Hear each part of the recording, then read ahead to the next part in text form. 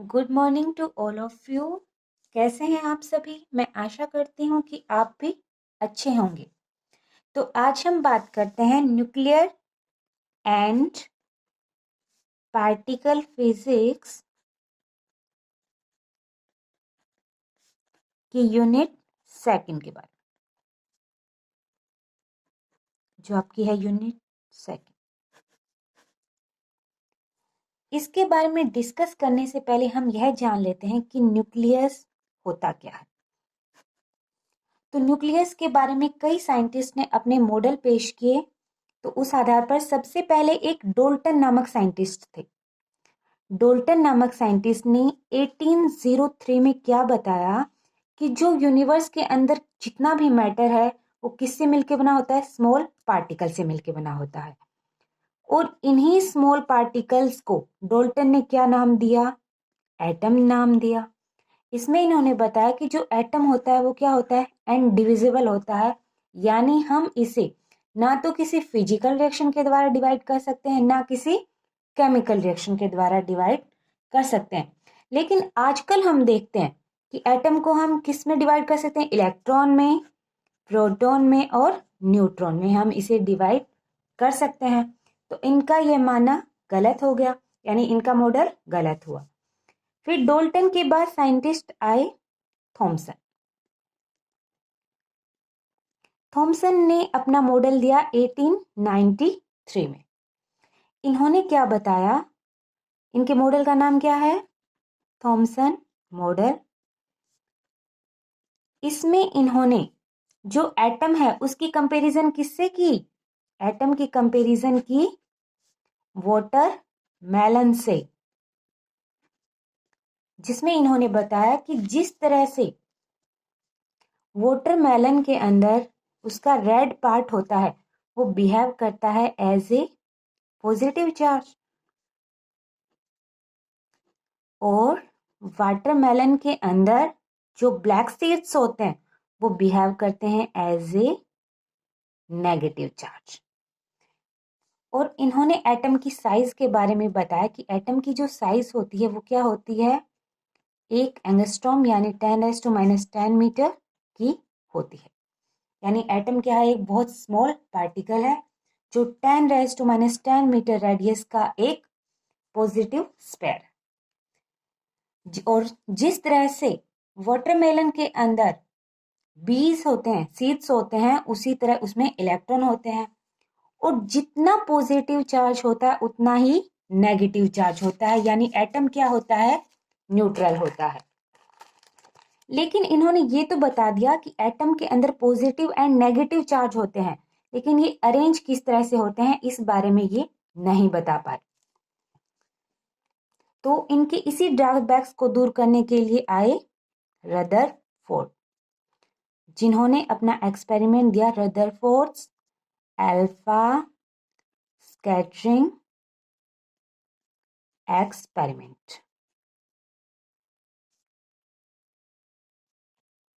Scattering experiment इसमें इन्होंने क्या किया कि एक 1803 बिस्मथ 214 का एक रेडियोएक्टिव पार्टिकल लिया। एक रेडियोएक्टिव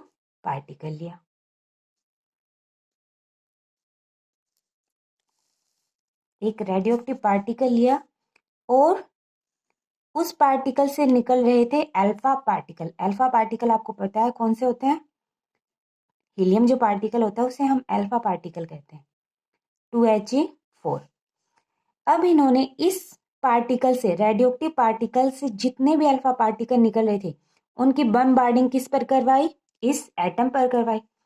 तब इन्होंने देखा कि जो मोस्ट ऑफ अल्फा पार्टिकल थे वो क्या निकल गए? सीधे निकल गए। मोस्ट ऑफ जो अल्फा पार्टिकल थे वो सीधे निकल गए। कुछ अल्फा पार्टिकल ऐसे थे जो कुछ एंगल से क्या हो गए? डेविएट हो गए।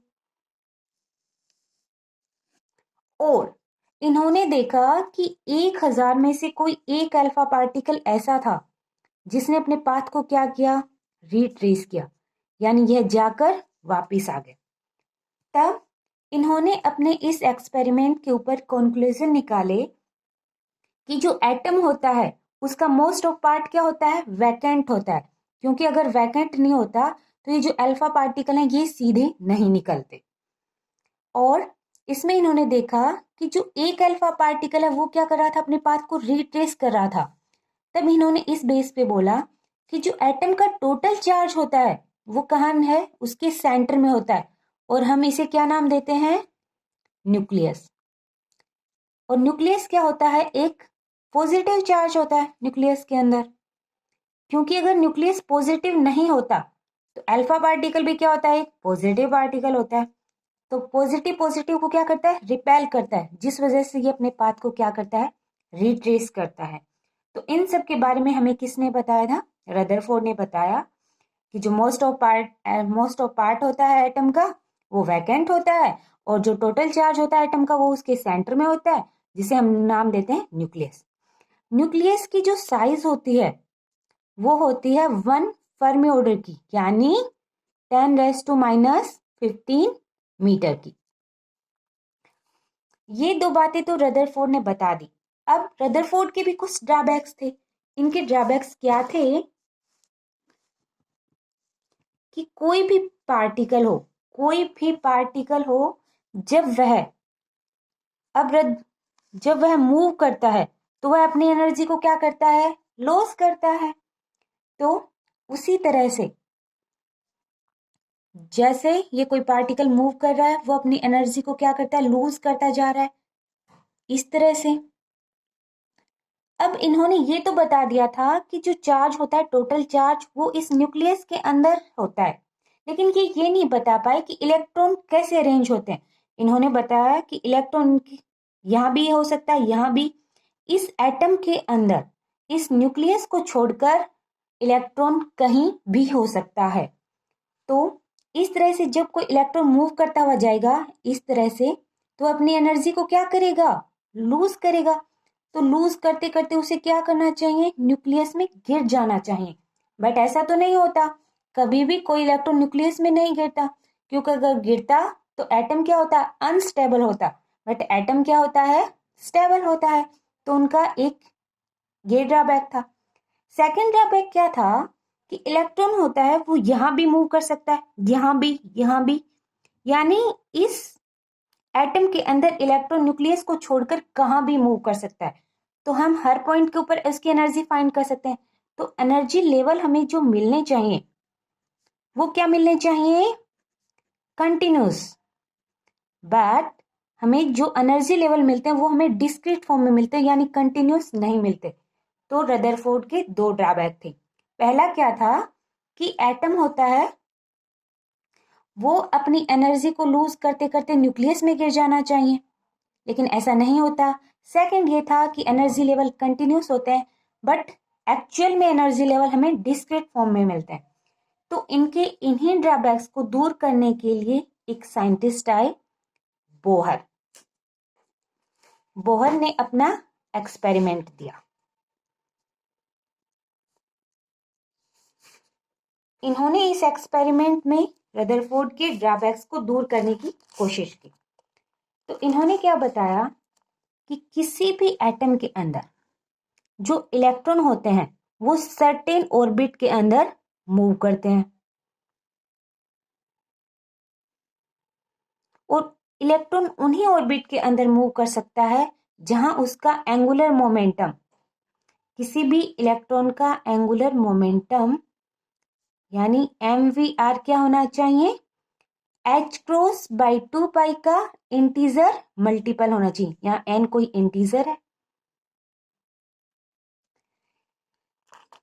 सेकंड क्या था कि जब भी कोई इलेक्ट्रॉन इस लेवल से इस लेवल में आएगा तो वो एनर्जी को क्या करके आएगा, इमिट करके आएगा। यानी हम कुछ एनर्जी लेवल ले रहे हैं, जैसे ये हमारे पास लेवल 1 है, ये 2 है, ये 3। इसकी एनर्जी E1 है, इसकी एनर्जी E2 है, इसकी एनर्जी E3। अब कोई भी इलेक्ट्रॉन आएगा वो इस एनर्जी लेवल से इस एनर्जी लेवल में आएगा, यानी हायर लेवल से लोअर लेवल में आएगा तो वो एनर्जी को क्या करेगा, एमिट करेगा। यानी E2 minus E1 is equal to क्या होगा, H न्यू होगा। उसी तरह से E3 माइनस E2 होगा। उसी तरह से जब E2 माइनस E1 भी क्या होगा, H न्यू होगा। अब अगर कोई भी इलेक्ट्रॉन लोअर एनर्जी से हायर लेवल में जाएगा तो वो कुछ एनर्जी को क्या करेगा, एब्जॉर्ब करेगा। यानी अगर कोई भी इलेक्ट्रॉन हायर लेवल से लोअर लेवल में आएगा तो वह एनर्जी को एमिट करेगा, और अगर लोअर लेवल से हायर लेवल में जाएगा तो वह एनर्जी को क्या करेगा, एब्जॉर्ब करेगा।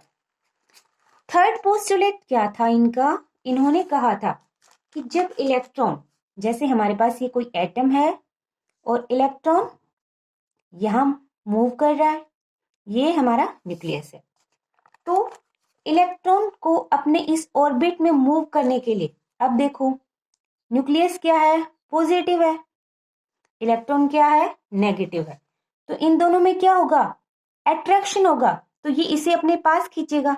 बट इलेक्ट्रॉन तो सर्टेन ऑर्बिट में मूव कर रहा है, तो इसके लिए क्या जरूरी है कि जो सेंट्रीपिटल फोर्स लगता है, जो इसे इससे दूर, इसको इस वर्ताकार पाथ में मूव करवाने के लिए जो जरूरी होता है सेंट्रीपिटल फोर्स, वो कूलाम फोर्स के इक्वल होता है, क्योंकि इसका चार्ज है Z E, इसका E, तो KZE डॉट E, और इनके बीच की डिस्टेंस है R, तो R स्क्वायर हो गया। यानी यहां हमारे पास निकल के आ गया mv square by R is equal to KZE square by R। यहां पर K कांस्टेंट है जिसकी वैल्यू होती है 9 इंटू 10⁻⁹ न्यूटन मीटर स्क्वायर पर कूलम स्क्वायर। तो ये हमारे पास बोहर के 3 पोस्टुलेट आ गए। मैं एक बार फिर से रिवाइज कर देती हूँ कि जो रदरफोर्ड ने बताया था कि जो एनर्जी लेवल होते हैं वो कंटिन्यूस मिलते हैं, वो बोहर के अकॉर्डिंग क्या मिलते हैं, डिस्क्रीट फॉर्म में मिलते हैं, क्योंकि इलेक्ट्रॉन क्या करता है, सर्टेन पाथ के अंदर ही मूव करता है, और उन्हीं पाथ के अंदर मूव करेगा जहां उसके एंगुलर मोमेंटम की वैल्यू h कट बाई 2 की इंटीजर मल्टीपल होनी चाहिए। सेकंड पोस्टुलेट ये था कि जब भी कोई इलेक्ट्रॉन हायर ऑर्बिट से लोअर ऑर्बिट में आएगा तो वह कुछ ना कुछ एनर्जी को एमिट करेगा। हमने यहाँ पर 3 एनर्जी लेवल लिए, E1 E2 E3। अब कोई इलेक्ट्रॉन इस लेवल से इस लेवल में आ रहा है तो वो कुछ एनर्जी को इमिट करके आएगा H न्यू की फॉर्म में।